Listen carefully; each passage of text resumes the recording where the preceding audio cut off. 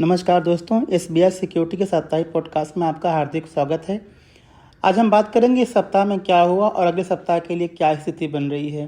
तो दोस्तों, निफ्टी और सेंसेक्स दोनों ही इंडाइसेस सोमवार के दिन ऑल टाइम हाई को टच करने के बाद हमने एक बिकवाली देखी। और इस सप्ताह में जहां पे निफ्टी 1.5% नीचे जाकर के 21,572 बंद हुआ है, वहीं पे सेंसेक्स में करीब 1.6% का एक डिक्लाइन देखा और ये 71,423 के आसपास जाकर के बंद हुआ है। अगर मैं ब्रॉडर मार्केट की बात करूं तो ब्रॉडर मार्केट ने फ्रंटलाइन इंडाइसेस को आउट परफॉर्म किया है। मिड कैप में 1.3% की रैली हमने देखी, जबकि स्मॉल कैप इंडेक्स जो है 0.3% ऊपर जाकर के बंद हुआ है। इस सप्ताह में बहुत सारे इवेंट थे दोस्तों। तो अगर मैं बात करूं तो रिजल्ट जो है मेन फोकस रहा इस सप्ताह में। कई ऐसे रिजल्ट आए जहां पे मार्केट ने पॉजिटिव और नेगेटिव रिएक्शन दिए। जहां तक जो हैवी वेट्स हैं इंडेक्स के, जैसे अल्ट्राटेक, एचयूएल और एचडीएफसी बैंक की बात करूं, जहां पे अल्ट्राटेक ने अच्छे नंबर पोस्ट किए और इसका इफेक्ट जो है सीमेंट की बाकी कंपनी में पड़ा। वहीं एचयूएल का नंबर थोड़ा सा फीका रहा और इसका इफेक्ट हमने एफएमसीजी इंडेक्स पे जो है वो थोड़ा सा नेगेटिव देखा। एचडीएफसी बैंक की बात करूं दोस्तों तो एचडीएफसी बैंक का जो परफॉर्मेंस था वो अनुमान से थोड़ा जो है ख़राब आया और इसकी वजह से हमने देखा कि जो बैंकिंग इंडेक्स है इस सप्ताह में काफ़ी कुछ हमने उसके अंदर सेल ऑफ हमें देखने को मिला। उसके अलावा इस सप्ताह में दो ऐसे इंडाइसेस से जो छाए रहे, एक तो बीएसई पीएसयू और बीएसई ऑयल। ये दो इंडेक्स 4.3% से 4.3% से 4.9% के बीच में ऊपर जाकर के बंद हुए हैं। तो ये सप्ताह में दोस्तों हमने देखा कि एक रिजल्ट और स्टॉक स्पेसिफिक एक्शन जो है हमें काफ़ी कुछ देखने को मिला। रेलवे स्टॉक काफ़ी फोकस में रहे इस सप्ताह में, क्योंकि बजट जो है वो 1 तारीख को आएगा। तो बहुत सारा अनुमान बिल्ट हो रहा है कि वहाँ पे रेलवे के लिए क्या कुछ अनाउंसमेंट आता है, कैसे ऑर्डर बुक आएंगे। तो एक एक्सपेक्टेशन जो है बिल्ट हो रहा है रेलवे स्टॉक्स के लिए। तो वहाँ पे भी हमने एक अच्छी खासी रैली जो है वो देखने को मिली। उसके अलावा ग्लोबल संकेत थोड़े से मिक्स रहे। यूएस मार्केट की बात करूँ तो वहाँ पे हमने देखा कि इंटरेस्ट रेट, खासकर जो बॉन्ड यील्ड है वो 4.1% के आसपास जो है बना हुआ है। इसका मतलब ये हुआ कि अभी नियर टर्म में हमें ऐसी उम्मीद नहीं है कि फेडरल रिजर्व जो है वो इंटरेस्ट रेट जो है वो कट करेगा। अगर मैं अगले सप्ताह की बात करूं दोस्तों तो अगले सप्ताह में रिजल्ट सीजन जो है वो फोकस में रहने वाला है। हालांकि जो ट्रेडिंग सेशन है अगले सप्ताह की वो केवल 3 दिन के लिए ही होगी। सोमवार और शुक्रवार के दिन हमारे बाज़ार जो है वो बंद रहने वाले हैं। इसीलिए जो रिजल्ट्स आएंगे वो अपना एक इम्पैक्ट जो है बाज़ार पे छोड़ेंगे। उसके अलावा ग्लोबल क्यूज़ भी जो है मार्केट को इम्पैक्ट करेगा। यूएस में जो उनका फ्लैश सर्विस पीएमआई डेटा है वो भी आएगा, तो कुछ हद तक ये भी जो है वो इम्पैक्ट करेगा। उसके अलावा उनका जो पर्सनल कंजम्पशन एक्सपेंडिचर है वो डेटा भी अगले सप्ताह में रिलीज होगा। तो ये कुछ ऐसे इवेंट हैं जो बाज़ार में जो है वो अगले सप्ताह में फोकस पर रहने वाले हैं।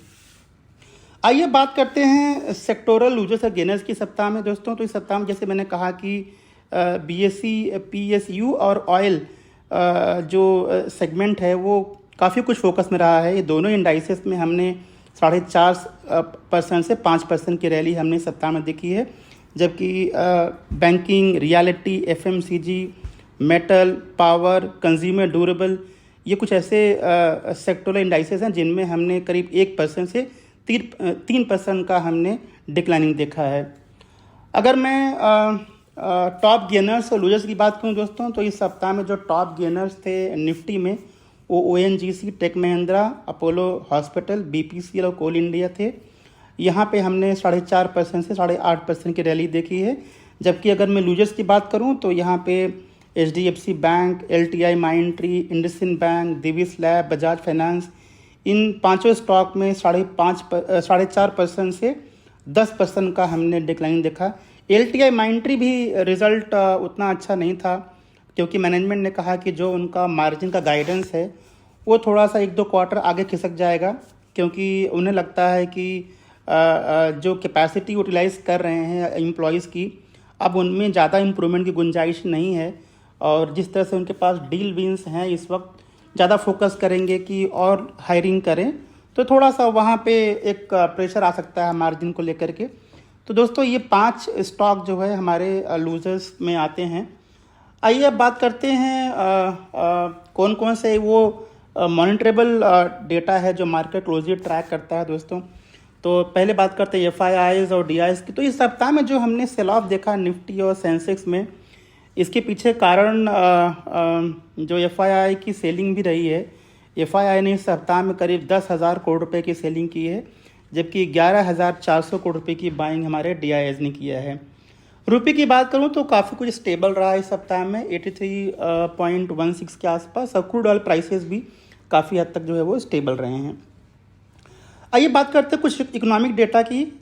तो सबसे पहले होलसेल प्राइस इंडेक्स जो भारत का डिक्लेयर हुआ दिसंबर महीने का, ये 8 महीने का जो डेटा है वो पिछले 8 महीने में हाईएस्ट है, 0.73% के आसपास, जो ये दिखाता है कि थोड़ा सा इन्फ्लेशनरी है जो है मार्केट के लिए। उसके अलावा चाइनीज़ का GDP डेटा आया था फोर्थ क्वार्टर कैलेंडर ईयर के लिए, जो करीब 5.2% था। हालांकि ये 4.9% जो थर्ड क्वार्टर का था उससे थोड़ा बेहतर है। तो ये नंबर जो है मतलब अगर मैं मार्केट की बात करूं तो उनके अनुमान से थोड़ा ठीक ठाक है, क्योंकि वहाँ पे काफ़ी कुछ प्रॉब्लम देखने को मिल रहा है, खासकर कोविड के बाद रिकवरी, रियल एस्टेट का क्राइसिस और लो कंज्यूमर का जो कॉन्फिडेंस है वहाँ पे, इन सभी को देखते हुए अगर हम बात करें तो ये नंबर काफ़ी बढ़िया हैं। आइए बात करते हैं कुछ कॉरपोरेट डेवलपमेंट की, यानी वो कंपनियां जो इस सप्ताह में फोकस में रही दोस्तों। तो बात करते हैं रिलायंस इंडस्ट्रीज की। तो रिलायंस ने इस सप्ताह में अपने थर्ड क्वार्टर के रिजल्ट डिक्लेयर किए हैं और नंबर काफ़ी बढ़िया थे, जहाँ पे सेल्स, एबिटा और पैट में ग्रोथ देखने को मिला। जहाँ पे सेल्स में ग्रोथ 3.2% की रही, वहीं पे प्रॉफिट में करीब 11% का उछाल देखा हमने। तो ये नंबर बढ़िया हैं लॉन्ग टर्म के लिए। हिंदुस्तान लीवर ने, जैसे मैंने बताया दोस्तों कि ये नंबर थोड़े से अनुमान से बेहतर नहीं थे, या यूँ कहें कि थोड़े अनुमान से विपरीत थे। उनके सेल्स में डिक्लाइनिंग देखी हमने, उनके प्रॉफिट में करीब 5.6% का जो है डिक्लाइनिंग देखा। वॉल्यूम नंबर जो है वो इस क्वार्टर का काफ़ी सबड्यू रहा, तो इसका इफेक्ट FMCG के इंडेक्स से ही पड़ा। अल्ट्राटेक ने काफ़ी अच्छे नंबर पब्लिश किए हैं। उनके सेल्स में करीब 8% उछाल देखने को मिला और उनके प्रॉफिट में करीब 68% का उछाल हमने इस सप्ताह में देखा। HDFC बैंक का नंबर, जैसे मैं बताया दोस्तों कि नंबर जो है थोड़े ख़राब थे और इसीलिए ये स्टॉक करीब 10% इस सप्ताह में जो है वो नीचे रहा। और हालांकि इनके जो नंबर इन्होंने रिपोर्ट किया है वो अनुमान के मुताबिक या उसके आसपास ही थे, लेकिन आगे का जो कंसर्न है मार्केट को उनके डिपॉजिट मोबिलाइजेशन को लेकर के या मार्जिन को लेकर के, ये दिखाता है कि शायद अभी इन्हें थोड़ा और समय जाएगा अपने परफॉर्मेंस को इम्प्रूव करने के लिए। तो इसी की वजह से हमने देखा कि HDFC बैंक के शेयर में जो है एक तेज बिकवाली हमने इस सप्ताह में देखी। एशियन पेंट की बात करूँ तो नंबर काफ़ी बढ़िया थे दोस्तों। यहाँ पे उनके सेल्स में करीब 5.5% का उछाल देखने को मिला और उनके प्रॉफिट में करीब 34.5% का उछाल हमने देखा। तो ये भी अच्छे नंबर हैं एशियन पेंट के लिए। फिर ओरेकल की बात करते हैं, ओरेकल फाइनेंशियल सर्विसेज की। ये नंबर बहुत बढ़िया थे दोस्तों और इस सप्ताह में एक बम्पर रैली हमने देखी ओरेकल फाइनेंशियल सर्विसेज के अंदर। तो जहाँ पे उनका सेल्स Q1Q 26% बढ़ा है, वहीं उनकी प्रॉफिट करीब 78% बढ़ी है और ये स्टॉक काफ़ी अट्रैक्टिव था वैल्यूएशन को लेकर के, तो इसलिए भी हमने एक स्ट्रांग रैली जो है OFSS में देखी। फिर LTI में एंट्री, मैंने बताया दोस्तों आपको नंबर उतने अच्छे नहीं थे और जो मैनेजमेंट कमेंट्री थे ये बता रहा है कि थोड़ा सा आगे पेन है बिजनेस में। इंडसइंड बैंक ने काफ़ी अच्छे नंबर अपने पब्लिश किए, जहाँ पे उनके NII में करीब 18% का हमने उछाल देखा, वहीं पर उनके प्रॉफिट में करीब 17% का उछाल हमने देखा। रेल विकास निगम लिमिटेड इस सप्ताह में फोकस में रहा। कंपनी को करीब 251 करोड़ रुपए का ऑर्डर मिला और ये लॉन्ग टर्म पॉजिटिव है कंपनी के लिए। PNC इंफ्रा भी इस सप्ताह में फोकस में रहा, जहां कंपनी को 1174 करोड़ रुपए का ऑर्डर मिला है मध्य प्रदेश से, तो ये लॉन्ग टर्म में पॉजिटिव है उनके लिए। अशोक लेलैंड को करीब 1225 बसों का ऑर्डर मिला हुआ है, तो ये लॉन्ग टर्म में उनके लिए पॉजिटिव है। और आइए बात करते हैं कुछ और डेटा पॉइंट्स की। तो इस सप्ताह में दोस्तों हमने 4 स्टॉक पे हमें रिकमेंडेशन दिया है। 3 स्टॉक हमारे पिक ऑफ द डे में है और एक पिक ऑफ द वीक में है। तो सबसे पहले बात कर लेते हैं पिक ऑफ द डे की। तो पहला जो स्टॉक है वो है ओलेक्ट्रा ग्रीन टेक। हमने इस पे 1655 पे हमने रेकमेंड किया है और 1820 का हमारा टारगेट है। आप सब जानते हैं ओलेक्ट्रा ग्रीन टेक एक leading electric bus manufacturing company है और कंपनी के पास अच्छा खासा ऑर्डर बुक है। सितंबर 23 की बात करूँ तो इनके पास करीब 8209 बसों का जो है वो ऑर्डर है जो सप्लाई करेंगे।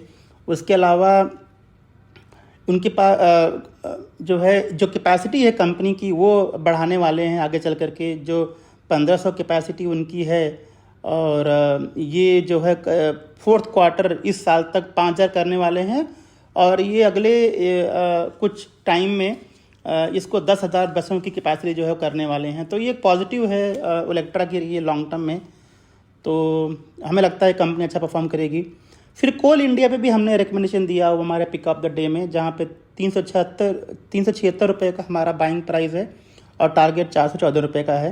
तो आप सब जानते हैं कंपनी एक महारत्न कंपनी है और कोल जो है प्रोड्यूस करती है। आगे जो 2024, 25 और 26 का जो टारगेट है वो करीब 780 से 1000 मिलियन मेट्रिक टन का उनका प्रोडक्शन टारगेट है। तो ये कंपनी लॉन्ग टर्म में अच्छा परफॉर्म करने की उम्मीद है। फिर उसके अलावा दोस्तों हमने मिधानी यानी कि मिश्र धातु निगम पे हमने कॉल दिया और 441 से हमने ये रिकमेंड किया हुआ है और 485 रुपये का हमारा टारगेट प्राइस है। तो ये एक लीडिंग कंपनी है दोस्तों जो कि सुपर अलॉय और टाइटेनियम या स्पेशल पर्पस स्टील बनाती है, जिनका इस्तेमाल जो है वो निश एरिया में होता है, जैसे एरोस्पेस में है या डिफेंस में है या न्यूक्लियर एनर्जी में है। तो ये एक निश प्रोडक्ट बनाती है और ऐसी मतलब बहुत कम कंपनियां आपको देखने को मिलेंगी मार्केट में। तो ये लॉन्ग टर्म में पॉजिटिव है उनके लिए। हमें लगता है कंपनी अच्छा परफॉर्म करेगी। फिर पिक ऑफ द वीक में हमने एक स्टॉक पर रिकमेंडेशन दिया है और वो है उषा मार्टिन। 313 पे हमने रिकमेंड किया है और 360 का हमारा टारगेट प्राइस है। ये इंडिया का जो है नंबर 1 प्लेयर है स्पेशलिटी स्टील वायर के अंदर दोस्तों। और मैनेजमेंट ने कहा है कि उनका रेवेन्यू अगले 2 से 3 साल में करीब 15 से 18% CAGR से जो है वो ग्रो होने वाला है। उसके अलावा जो उनका बेटा पैटर्न है वो 30,000 से 40,000 मेट्रिक टन के आसपास रहेगा और मार्जिन भी बढ़िया रहने की उम्मीद है। उसके अलावा वो अपनी कैपेसिटी को भी वो मॉडर्नाइज कर रहे हैं और आगे चल कर के करीब 542 करोड़ का वो कैपेक्स भी करने वाले हैं। तो ये लॉन्ग टर्म में उषा मार्टिन के लिए पॉजिटिव। हमें लगता है ये कंपनी आगे चल कर अच्छा परफॉर्म कर सकती है। दोस्तों इसके अलावा भी हमने अपने वीकली रैप रिपोर्ट में काफ़ी कुछ कवर किया है, जैसे कॉर्पोरेट एक्शन है यानी कि आगे आने वाले समय में कौन सी कंपनियां हैं जो डिविडेंड्स या फिर बोनस या स्टॉक स्प्लिट में करने वाली हैं। उसके अलावा कौन कौन से ऐसे बोर्ड मीटिंग है जहां पे कंपनी जो है बोनस अनाउंसमेंट कर सकती है या फिर फंड रेजिंग का प्लान है। तो वो भी डेटा हमारे रिपोर्ट में कैप्चर किया गया है। आपसे रिक्वेस्ट है कि आप हमारे वेबसाइट पर जाएँ और उसे डाउनलोड करें और उसे आप पढ़ सकते हैं। तो दोस्तों ये था हमारा इस सप्ताह का वीकली पॉडकास्ट। हमें सुनने के लिए बहुत बहुत धन्यवाद और अगले सप्ताह के लिए ढेर सारी शुभकामनाएं। Thank you. Investment in securities market are subject to market risks. Read all the related documents carefully before investing.